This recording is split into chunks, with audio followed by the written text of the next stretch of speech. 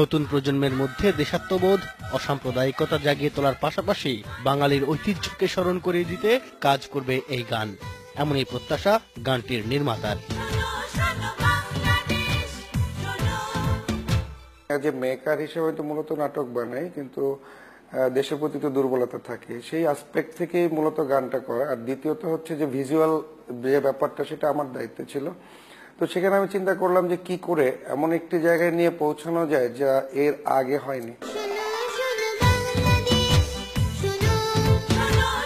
গানটিতে শিশু শিল্পী আতিকা রহমান মমর সাথে অংশ নিয়েছেন নায়করাজ রাজ্জাক, কণ্ঠশিল্পী সাবিনা ইয়াসমিন, কবি আসাদ চৌধুরী সহ অনেক তারকা। তুলে ধরা হয়েছে মহান মুক্তিযুদ্ধ ও ভাষা আন্দোলনের চেতনা।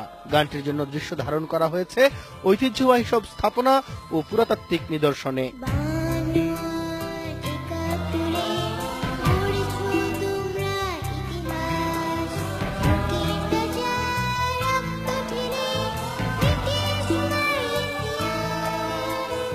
টার্গেট একটা টেলিভিশন না, আমাদের সব টেলিভিশন। আর যেহেতু আমি এটা পণ্য হিসেবে দেখছি না, সেক্ষেত্রে আমরা নিজেদেরই অর্থায়ন এটি করেছি, যাতে কোনো ব্র্যান্ডিং না হয়, সবাই যাতে সাদরে এটা চালাতে পারে, দেখতে পারে।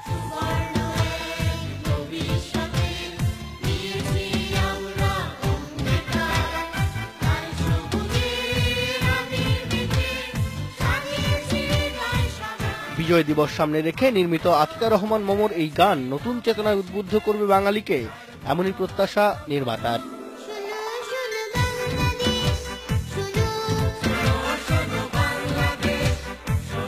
শিমুল সালাহউদ্দিন, ইন্ডিপেন্ডেন্ট নিউজ, ঢাকা।